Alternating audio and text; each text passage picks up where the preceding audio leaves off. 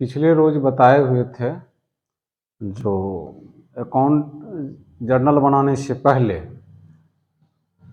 आप personal real nominal के rules का कैसे अप्लाई करेंगे इसके संबंध में बताए हुए थे। जर्नल कैसे बनाया जाएगा यह नहीं बताया गया था। आज जर्नल की थ्योरी पर बात करेंगे, इसके तत्पश्चात फिर जर्नल कैसे बनेगा इस पर बात करेंगे। जर्नल की बेसिक थ्योरी पर बात कर रहे हैं। जर्नल रोजनामचा, हम जो ये अकाउंटेंसी पढ़ रहे हैं उसमें जो बेसिक अकाउंट के भेद थे, उनकी जो रूल्स थी, उसकी जो अप्लाई किए थे, ये सारी बात हुई है। और इसके बाद जो चैप्टर प्रैक्टिकल जो प्रारंभ होगी उसमें पहला है जर्नल, दूसरा है लेजर, तीसरा ट्रायल बैलेंस, चौथा फाइनल अकाउंट। मुख्य जो प्रारंभिक चैप्टर होती है ये जर्नल पर आज हम बात करने जा रहे हैं। जर्नल जिसका शाब्दिक अर्थ होता है रोजनामचा। जर्नल शब्द दो पार्टों में बटा हुआ है, जर प्लस नल। ये जर से ही जर्नल बनाया गया है। जर शब्द जो है इससे ही जर्नल बना है। इस जर का अर्थ क्या होता है? डायरी या प्रतिदिन। ये जर शब्द फ्रेंच भाषा से लिया गया है जिसका अर्थ होता है डायरी या प्रतिदिन। डायरी भी जो हम मेंटेन करते हैं उसमें प्रत्येक दिन के कार्यों का उसमें हम लेखा जोखा करते हैं, वही डायरी हुआ। उसी को हम प्रतिदिन के हैं या रोज के हैं या दिन प्रतिदिन के हैं।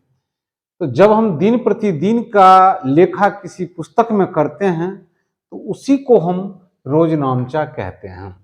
तो क्या बोले, जर शब्द, जर्नल जो है सो जर शब्द से बना है जिसका अर्थ डायरी या प्रतिदिन होता है। उसी में नल शब्द जोड़कर जर्नल बनाया गया है जिसका शाब्दिक अर्थ रोजनामचा होता है। इसको हम परिभाषा के रूप में कह सकते हैं, रोजनामचा एक ऐसी प्रक्रिया है जिसके अंतर्गत प्रत्येक दिन के लेन देन को किसी हम रद्दी या रफ कागज पर लिखते हैं और उसके आधार पर तिथिवार जो प्रविष्टि करते हैं उसी को रोजनामचा कहते हैं। माने रोज प्रतिदिन व्यवसाय के प्रतिदिन के लेन देन को जब हम किसी पुस्तक में प्रविष्टि करते हैं तो उसे हम रोजनामचा कहते हैं। तो रोजनामचा की जो प्रक्रियाएं होती है, क्रियाएं होती है, उसको जर्नलाइजिंग माने जर्नल में लिखने की क्रिया या प्रक्रिया को जर्नलाइजिंग कहा जाता है। जर्नलाइजिंग,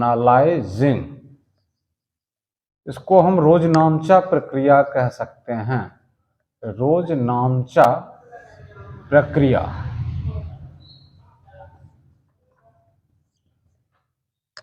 क्या ये बताए? जर्नल में लिखने की क्रिया को जर्नलाइजिंग कहते हैं। जैसे हम भोजन करते हैं, भोजन करने से पहले बनाते हैं और बनाने के बाद जो क्रियाएं होती है, पेट में जाने का, मुंह के माध्यम से जो जाता है, तो उसको हम भोजन करना कहते हैं। खाने की जो क्रिया होती है उसी को हम भोजन करने की प्रक्रिया या क्रिया कहते हैं। उसी तरह ये जो जर्नल की बात किए हैं, जर्नल के अंदर हम दो आइटम जो लेते हैं उसकी जो रूल अप्लाई करते हैं, वह इसके बाद नरेशन लिखते हैं, ये कैसे करते हैं, इन सभी क्रियाओं को हम, इन सभी प्रक्रियाओं को हम जर्नलाइजिंग कहते हैं। माने फिनिश्ड जर्नल बनाने के लिए जो जो उसके इंटरनल क्रिया किया जाता है उन सभी क्रिया प्रक्रिया को हम जर्नलाइजिंग कहते हैं। जर्नल में, सर्वप्रथम जर्नल में कुल कितने कॉलम होते हैं ये जानना है।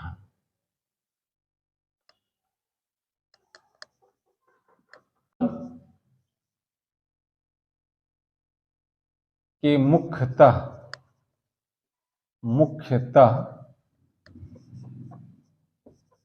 5 कॉलम होता है। कॉलम होते हैं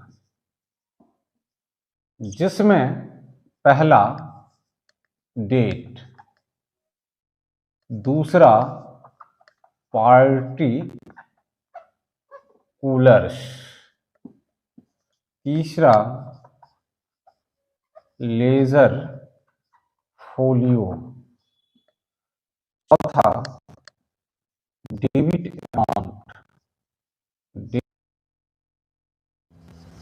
अमाउंट, और पांचवा क्रेडिट अमाउंट।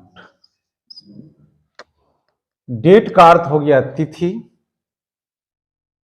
डेट का अर्थ तिथि या तारीख, पार्टिकुलर्स का अर्थ हो गया विवरण, लेजर फोलियो का अर्थ हो गया खाता पृष्ठ संख्या, खाता पृष्ठ संख्या।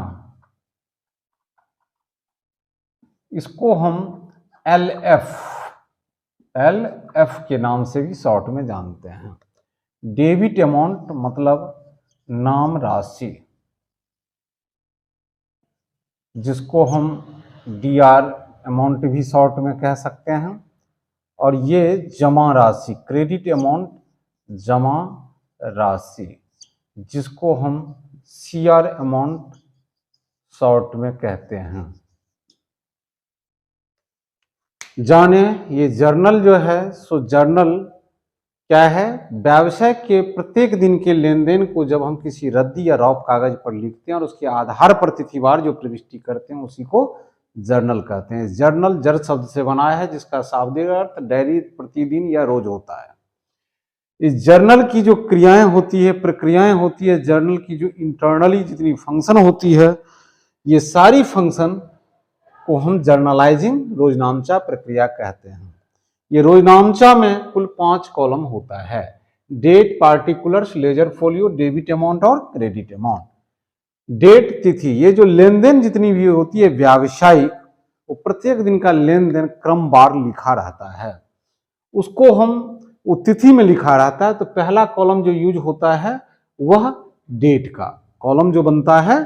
कॉलम की बात करें तो पहला बोले डेट,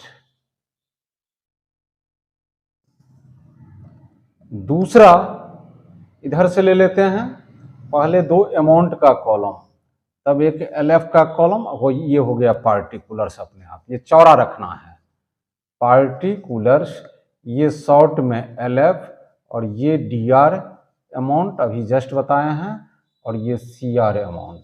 और अमाउंट लिखे हैं तो भारतीय रुपया, रुपीज की चिन्ह होती है। ये जर्नल की स्पेसिमेन हो गया, नमूना, जर्नल का नमूना। जर्नल की जो कॉलम होती है, अभी जो हम 5 कॉलम की जिक्र किए हैं, उसी को प्रैक्टिकल रूप में हम कैसे बनाएंगे। पहला डेट, दूसरा पार्टिकुलर, तीसरा एलएफ, चौथा डीआर अमाउंट और पांचवा सीआर अमाउंट। डेट कॉलम में जो ईस्वी रहेगा 2024, 25 जनवरी, फरवरी जो भी, तो यहाँ पर 2024 जनवरी लिखेंगे। पार्टिकुलर्स में वही 2 आइटम जो पिछले क्लास में बताए थे, जो किसी भी लेन देन में 2 मद निकाला जाता है, वही 2 आइटम निकालेंगे। एक डेबिट होगा, दूसरा क्रेडिट होगा। उसमें रुपया की जिक्र नहीं किए थे, इसमें रुपये की भी जिक्र है। जो इनकी डेबिट होगा उसे डेबिट अमाउंट कॉलम में लिखेंगे, और क्रेडिट होगा उसका अमाउंट क्रेडिट कॉलम में लिखेंगे। एलएफ का फंक्शन क्या है, लेजर फोलियो जो है इसका कोई फंक्शन जनरली नहीं किया जाता है। वैसे लेजर फोलियो का अर्थ हुआ ये जर्नल का हम लेजर किस पृष्ठ में बनाएंगे, किस पन्ना में बनाएंगे, उस पन्ना का पृष्ठ संख्या इसमें लिखा जाना चाहिए, जो जनरली उपयोग बच्चों के द्वारा नहीं किया जाता है, क्योंकि हर का पेज अलग अलग होता है। तो इसमें यह कॉलम खाली है, लेकिन इस कॉलम का मतलब डेट में तारीख लिखना है, पार्टिकुलर्स में वो 2 मद जो लेंगे वो विवरण में डालना है, एलएफ में लेजर पृष्ठ संख्या। इस जर्नल का हम किस पेज में लेजर बनाएंगे अगले चैप्टर में इसकी पढ़ाई होगी, लेकिन उसका कोई यूज नहीं है, खाली रहेगा। डेबिट अमाउंट और क्रेडिट अमाउंट, जो एंट्री डेबिट होगा उसका रुपया डेबिट में, और जो एंट्री क्रेडिट होगा उसका रुपया क्रेडिट में लिखना है। ये जो 2 आइटम होगा, उसके बाद तीसरी लाइन होती है जो कोष्ठ में लिखा जाता है, जिसे नरेशन कहा जाता है। नरेशन का अर्थ हुआ ब्यौरा या वृत्तांत।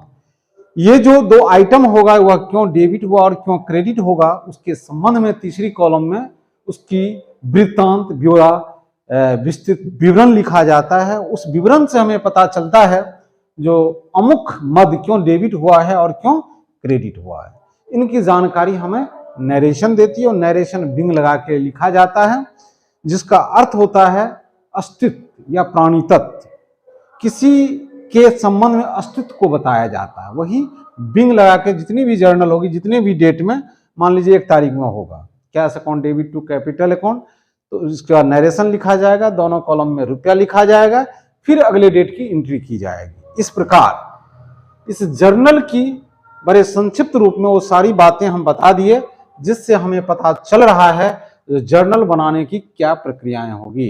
ये जर्नल के अंदर जो भी मदें हम बताए हैं, इन सभी क्रियाओं को, एक डेट की एक बात की है, फिर दूसरे डेट की, फिर तीसरे डेट की, ये जितनी भी हम बात कर रहे हैं सभी जर्नलाइजिंग कहलाएगा, रोज नामचा क्रिया या रोज नामचा प्रक्रिया। ठीक, इस प्रकार जर्नल की बेसिक बात सारी हम कर लिए हैं। अब अगले क्लास में जर्नल बनाया कैसे जाएगा, इसके संबंध में हम फिर स्पष्ट करेंगे। आज जर्नल की बेसिक बातों की हम विस्तृत चर्चा कर लिए हैं। इसे नोट करना चाहे तो नोट कर लें। धन्यवाद।